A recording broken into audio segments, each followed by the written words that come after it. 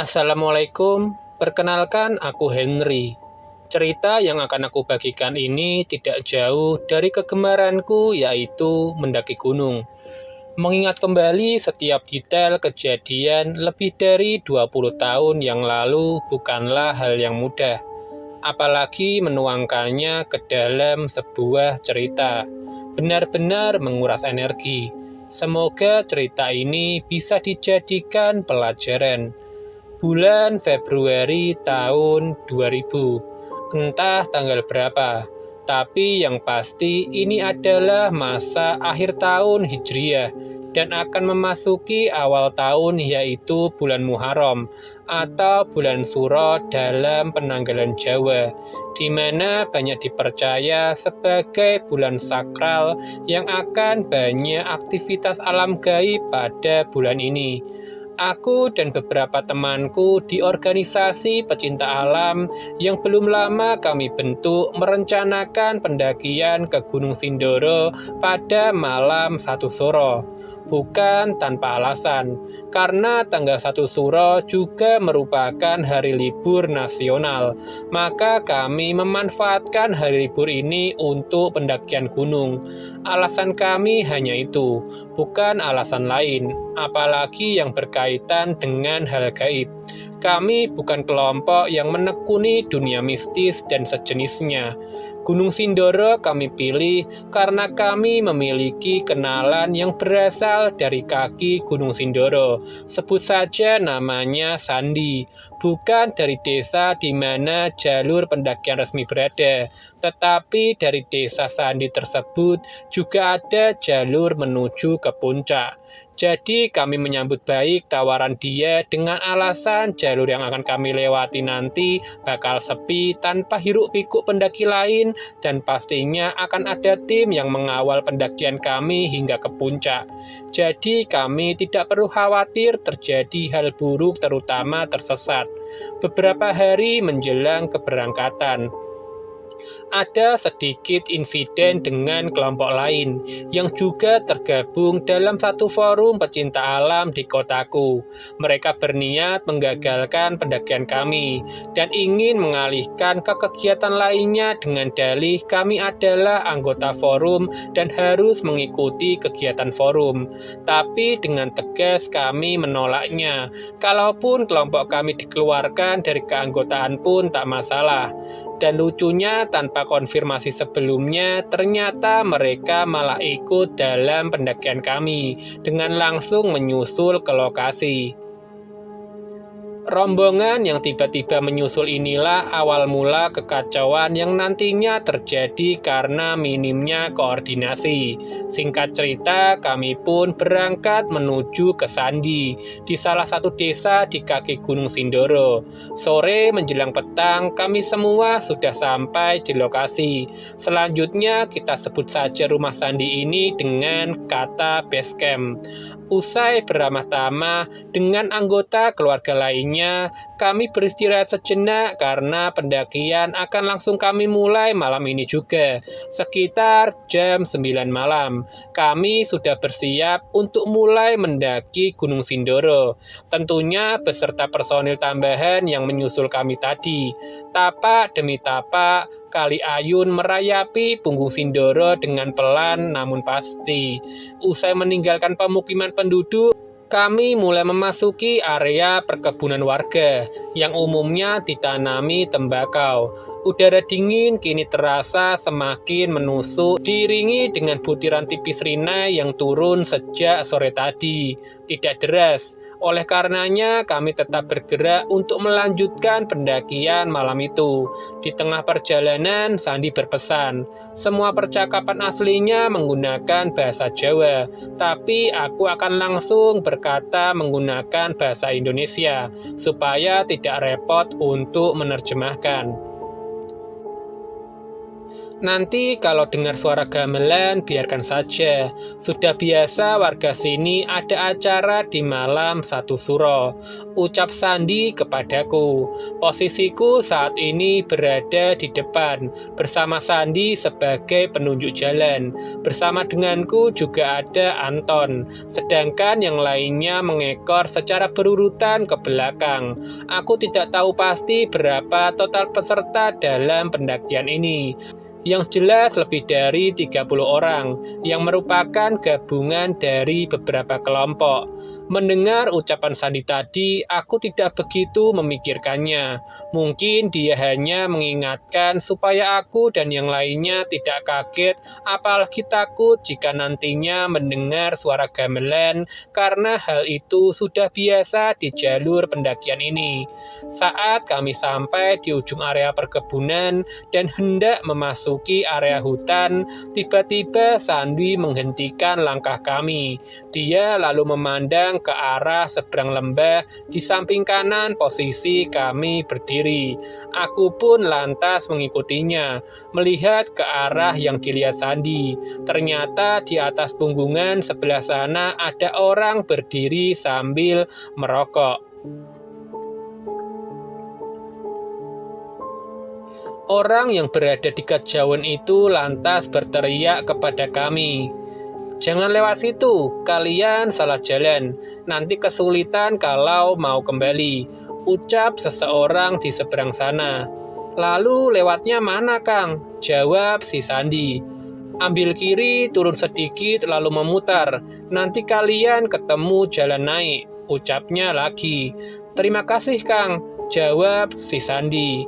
Sebelum kami kembali bergerak, Sandi memanggil adiknya yang saat ini berada di barisan belakang, sebut saja namanya Yono, untuk menggantikan memimpin di depan sebagai penunjuk jalan.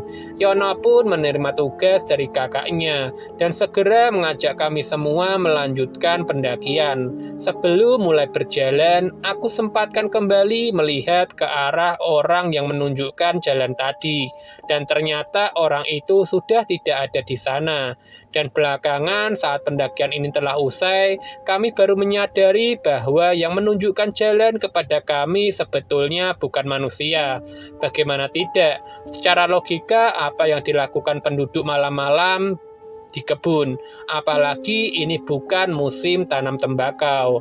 Tapi bagaimanapun juga, kami tetap berterima kasih kepada makhluk itu karena telah menunjukkan jalan kepada kami. Sandi pun mengamini pendapatku. Sejak awal sampai di lokasi itu, dia sudah merasa bahwa kami salah jalur. Lalu dia merasa ada yang memanggil dari seberang lembah, dan ternyata ada seseorang berdiri di sana. Dan perlu diketahui, Sandi merupakan warga asli kaki Gunung Sindoro. Jadi tidak heran jika dia memiliki kepekaan lebih terhadap hal gaib. Apalagi orang tua dan leluhurnya merupakan salah satu tokoh masyarakat yang disegani di desanya. Usai mengikuti petunjuk jalan dari seseorang tadi, akhirnya kami bisa kembali ke jalur pendakian. Yono meyakinkan kami bahwa ini adalah jalur pendakian yang seharusnya masih tetap di barisan depan. Yono, aku, dan Anton tetap mengayunkan langkah dengan pasti. Sesekali kami berhenti sejenak menunggu barisan belakang yang terkadang tercecer karena beberapa peserta mengalami kelelahan dan meminta untuk beristirahat, terutama para peserta wanita. Ritme pendakian yang demikian membuat kami menjadi terlalu lama berada di jalur dan secara otomatis lebih menguras tenaga. Dalam situasi seperti ini, ego kami sebagai pemuda yang memiliki semangat berapi-api jadi meningkat. Aku dan Anton mengusulkan untuk terus berjalan meninggalkan rombongan belakang supaya bisa segera sampai di puncak. Toh beberapa kelompok sudah memiliki pemimpin yang lebih senior yang bertanggung jawab terhadap kelompok mereka masing-masing. Yono pun menyetujui pendapatku. Setelah berkoordinasi singkat dengan Sandi, kami memecah rombongan menjadi 2 kelompok. Kelompok pertama yang memiliki stamina prima akan terus melanjutkan pendakian tanpa menunggu rombongan yang lain. Kelompok ini dipimpin oleh Yono. Sedangkan kelompok kedua juga terus berjalan sesuai ritme dan kemampuan mereka, tanpa meminta ditunggu oleh kelompok pertama, tapi dengan syarat. Di setiap bagian rombongan harus ada pendamping dari tim lokal, dan Sandi memimpin di bagian kelompok kedua ini. Bersama kelompok yang memiliki kondisi fisik dan stamina prima, aku bisa dengan cepat melibas tanjakan demi tanjakan punggung Sindoro untuk segera menggapai puncaknya. Hingga suatu ketika rombongan kami telah sampai di bagian hutan Gunung Sindoro yang cukup merimbun dengan dominasi pohon melanding, gunung yang tidak terlalu besar namun cukup tinggi. Yono menghentikan laju langkah kami dan menginstruksikan untuk istirahat bersama. Mengingat kami sudah cukup lama berjalan dan beberapa orang juga sudah mulai terlihat kelelahan meski mereka tidak mengakuinya karena gengsi. Istirahat kali ini kami tidak membuat kopi, hanya menikmati air putih dan rokok saja karena memang kami tidak berniat untuk berlama-lama di sini. Saat kami sedang asik mengobrol, tiba-tiba sayup ku dengar suara gamelan khas pertunjukan wayang. Hampir serentak, kami semua saling pandang satu sama lain dan terdiam. Artinya kami semua mendengarnya. Tenang, itu desa sebelah memang ada pertunjukan wayang setiap malam 1 suro. Ucap Yono memecah kesunyian. Kami pun lega. Artinya suara gamelan ini bukan berasal dari dunia gaib. Setidaknya begitu pemikiranku.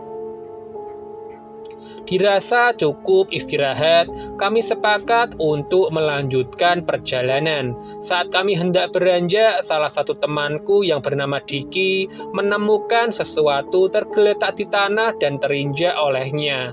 Diki meraba bagian bawah sepatunya dan menemukan suatu benda. Setelah diambil dan diamati, ternyata benda itu semacam keris kecil sebesar telapak tangan dengan bentuk mirip salah satu tokoh pewayangan. Tetapi kami tidak mengetahui bentuk tersebut tokoh siapa. Aku sempat ikut memegang benda tersebut, dan ketika berada di tanganku, aku merasakan ada semacam sentakan energi yang keluar dari benda itu. Bawa saja, tidak apa-apa. Jika memang itu rezekimu, benda itu akan terus ikut denganmu.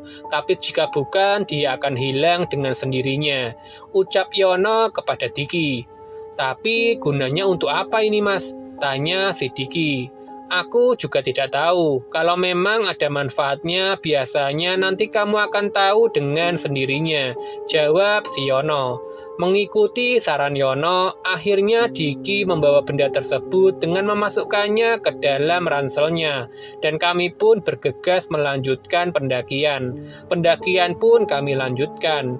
Malam semakin pekat, dan aura mistis gunung ini jadi semakin menebal. Entah karena efek dari benda yang ditemukan Diki, atau memang sudah kewajaran karena jalur ini memang sangat jarang dilalui. Bahkan saat ini hanya kelompok kami yang mendaki melalui jalur ini. Ditambah lagi malam ini adalah malam 1 suro, malam puncak pesta dunia gaib, menurut kepercayaan beberapa kalangan masyarakat. Semakin lama kami berjalan, rombongan depan yang tadinya berisi sekitar 15 orang kini semakin terpecah menjadi 3 bagian, dikarenakan mulai terlihat perbedaan stamina dari masing-masing personil. Yono meyakinkan kami bahwa sudah tidak ada percabangan jalur, jadi meskipun ada yang tertinggal, kami tidak perlu khawatir akan tersesat. Yang terpenting jangan ada yang tertinggal sendirian, minimal harus ada yang menemani 1 orang, seperti halnya diriku kini yang berada di tengah bersama Anton dan 2 orang lagi teman kami. Sedangkan bagian depan bersama Yono sudah cukup jauh meninggalkan kami, dan bagian belakang juga berjarak lumayan jauh.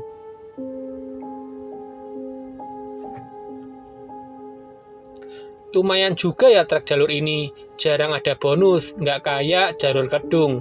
Ucapku di tengah percakapan kami saat istirahat sejenak. Jalur kedung sih memang lebih enak, cuma lebih jauh kayaknya, jawab si Anton. Jadi kita mau nunggu yang belakang apa mau lanjut aja, ucap si Wisnu, salah satu temanku yang tergabung di timku. Kalau dirasa cukup istirahat, ya mendingan lanjut aja sih menurutku. Takutnya kelamaan kalau kita nunggu, ntar malah jadi ngantuk. Menurut kalian gimana? Ucapku kepada teman-temanku. Mereka semua menganggukkan kepala tanda menyetujui pendapatku. Saat kami hendak beranjak, lagi-lagi kami kembali mendengar alunan musik gamelan. Kali ini suaranya terdengar lebih jelas, seolah berada tidak jauh dari tempat kami. Kami berempat saling pandang. Mungkin kami memikirkan hal yang sama, yaitu suara gamelan ini bukan berasal dari salah satu desa di kaki gunung ini, karena kami sudah berjalan cukup jauh. Jadi rasanya tidak mungkin suara gamelan dari desa di bawah sana bisa sampai di sini, apalagi sejelas ini. Jalan aja yuk Ton, jangan kelamaan di sini, dingin nih, ucapku setengah berbisik kepada Anton. Anton mengangguk, lalu segera beranjak dan kami mengikutinya di belakangnya. Tak sampai 15 menit kami berjalan. Tiba-tiba Anton menghentikan langkahnya. Aku yang tidak menyadari dia berhenti pun sempat menabraknya. Begitu pula Wisnu dan Andre yang berada di belakangku. Kenapa Ton? Tanyaku. Ingat kejadian di Sumbing nggak? Ucapnya balik bertanya kepadaku. Iya, kenapa emang? Jawabku. Yang di depan sana mirip salah satu yang ada di Sumbing. Hah? Gede? Iya, jawab Anton singkat. Terus gimana? Gak tahu nih, tunggu pergi aja kali ya. Ya udah, doa aja. Kalian yang di belakang bantu doa ya, ucapku. Ada apa emangnya? Tanya si Andre. Biasa, ada yang nunjukin kalau di sini tempat dia, dan dia sedang menghalangi jalan kita, jawabku. Kami berempat pun berdiam diri sejenak untuk berdoa menurut kemampuan dan kepercayaan kami masing-masing. Kami hanya meminta dilancarkan perjalanan kami, dan dijauhkan dari segala mara bahaya, baik dari alam maupun dari makhluk lain. Hah, udah nggak ada nih, ucap Anton beberapa saat kemudian. Ya udah, lanjut yuk, jawabku. Kami pun kembali melanjutkan perjalanan. Selepas dari sapaan salah satu penunggu Sindoro tadi, aku merasakan kini kehadiran mereka semakin banyak. Tapi mereka hanya muncul di sisi jalur pendakian saja. Tidak ada satupun yang menghalangi seperti yang sebelumnya. Aku memang tidak bisa melihat dengan jelas bentuknya.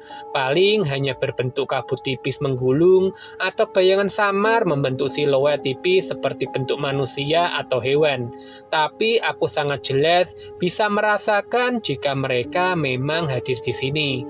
Gantian depan Hen, ucap Anton sambil nyengir kepadaku. Lihat apaan lu Ton? Jawabku sambil tertawa kecil. Aku tahu betul kalau saat ini Anton sedang melihat jelas penampakan mereka.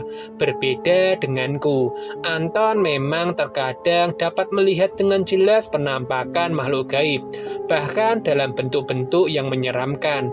Banyak banget, ngeri wes toh, bisik Anton kepadaku. Ya udah, kamu belakangku aja, tapi masih sanggup kan, ucapku. Gas lah, sahutnya sok berani. Kami sebetulnya bukan kaum pemberani yang mampu melawan munculnya makhluk gaib. Jujur saja kami sama-sama penakut. Tapi karena kami saat ini dalam satu rombongan, maka rasa berani bisa muncul dengan sendirinya. Mungkin karena faktor gengsi, atau bisa juga karena keyakinan kami bahwa kami bisa saling menguatkan ketika bersama-sama. Sambil terus mengayunkan langkah, kami terus mengobrol untuk memecah kesunyian, sekaligus mengusir rasa takut karena kehadiran makhluk-makhluk penghuni Sindoro yang semakin lama menjadi semakin tidak terkendali. Awalnya kami berempat masih saling sahut dan tertawa ketika berbicara. Tapi lama-kelamaan tinggal 3 orang yang mengeluarkan suara. Salah satu dari kami tiba-tiba terdiam. Aku yang berada paling depan memang tidak pernah menoleh ke arah belakang ketika sedang berjalan. Cukup mendengar suara dan langkah mereka, aku sudah cukup yakin bahwa kelompok kami yang berempat ini masih utuh. Ketika aku menyadari tinggal 3 orang yang saling saut-menyaut, aku pun berhenti dan melihat ke belakang. Ternyata Andre yang tadi posisinya berada paling belakang sudah tidak ada di tempatnya. "Loh, Andre mana?" tanyaku pada yang lain. Seketika Anton dan Wisnu juga ikut menoleh ke belakang. "Lah, tadi di belakangku, kenapa tiba-tiba nggak ada ya?" jawab Wisnu yang panik. "Andre, Andre." Kami bertiga berteriak saut-sautan memanggilnya, tetapi hanya kesunyian yang menjawab kami semua. "Kayaknya kita harus turun nyari Andre. Bahaya kalau dia sampai sendirian," ucapku. "Ya udah yuk, masih kuat kan, Nu?" jawab Anton sekaligus menanyakan kondisi Wisnu. "Masih kok, ayo cari Andre dulu, takut ada apa-apa nih, dan dia kenapa-kenapa," sahut si Wisnu. Kami bertiga pun turun menyusuri jalur yang kami lewati tadi. Tapi hingga hampir sampai di lokasi saat kami istirahat sebelumnya, kami belum menemukan Andre. Aku merasakan ada suatu kejanggalan di sini. Aku pun berusaha tenang, lalu merekonstruksi ulang awal mula perjalanan dari kami saat kami terakhir kali istirahat tadi. Tadi kami kembali melanjutkan perjalanan saat mendengar suara gamelan. Lalu ada sedikit gangguan, dan selama perjalanan itu tim kami berempat masih lengkap. Tapi tak lama kemudian Andre tiba-tiba menghilang. Secara logika, jika dia berhenti sendiri, entah dengan alasan apapun, seharusnya jaraknya tidak jauh. Tapi saat kami turun, bahkan hampir sampai di lokasi istirahat, kami belum menemukannya. "Gimana nih?" ucap Anton membuyarkan lamunanku. "Kita cari lebih ke bawah lagi," jawabku dengan yakin. Kami bertiga pun kembali turun menyusuri jalur semula. Dan ketika kami sampai di lokasi kami istirahat tadi, kami bertiga benar-benar dibuat kaget dengan apa yang kami temui di situ. Ternyata Andre berada di situ, sedang duduk di sebuah batu besar sambil merokok dengan santainya. Melihat kedatangan kami, Andre sempat terkaget, lalu membuang sisa puntung rokoknya dan beranjak. "Lah, ngapain kalian balik lagi? Kan udah aku suruh duluan tadi," ucap Andre dengan wajah kebingungan. "Hah? Ini bagaimana maksudnya? Aku benar-benar bingung atas situasi ini." Kulihat Anton dan Wisnu pun tak kalah bingung, terlihat dari ekspresi wajah mereka. Bentar, aku benar-benar bingung ini. Coba kamu jelasin dulu, Andre. Dari mana saja kamu tadi?" ucapku. "Maksudnya gimana sih? Kalian bertiga kok kayak orang bingung ini, ada apa sebenarnya?" ucap Andre tak kalah bingung dengan kami. Oke, coba aku jelasin dulu ya. Sepertinya ada yang aneh ini," sergah si Anton. "Jadi tadi kan kita istirahat bareng di sini. Lalu kita lanjut jalan bareng berempat. Terus di tengah perjalanan kamu tiba-tiba hilang. Terus kita cari sampai di sini. Ternyata kamu balik lagi ke sini, Andre," sambung si Anton. "Hah? Apa maksudnya si Ton? Dari tadi aku duduk di sini loh, nggak kemana-mana. Kita memang tadi istirahat bareng di sini. Terus kalian kan ngajak jalan lagi. Nah, karena rokokku belum habis, jadi kalian kusuruh duluan. Nanti aku nyusul," kataku. "Lagian kupikir nggak bakal sampai 3 menit, paling rokokku habis. Dan aku bakal langsung menyusul kalian.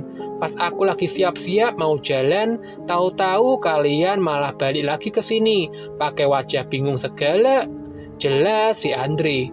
Aku tertegun mendengar penjelasan Andre. Dia bilang hanya 3 menit. Sedangkan aku dan mungkin saja Anton dan Wisnu juga merasakan hal yang sama. Merasa kami tadi sudah berjalan setengah jam lebih. Dan satu lagi yang aneh, kami merasa Andre tadi juga ikut jalan bersama kami dan sempat ikut mengobrol juga. Jika penjelasan Andre benar bahwa dia tetap di sini, lantas siapa yang ikut jalan bersama kami tadi? Nampaknya ada yang sedang mempermainkan kita. Yang bawa jam, coba deh cek jam kalian masing-masing, kataku. Ketika kami memeriksa jam yang kami bawa, kami kembali merasa keheranan. Jam kami masing-masing menunjukkan waktu yang berbeda. Milikku menunjukkan jam 12 lebih 15 menit. Milik Anton menunjukkan jam 3 lebih 45 menit. Jam Wisnu menunjukkan jam setengah 5. Sedangkan Andre tidak membawa jam. Hah? Kenapa ya beda-beda gini? Yakin jam kalian tidak bermasalah? Ucap Anton menyiratkan kecurigaan adanya kerusakan pada penunjuk waktu yang kami bawa.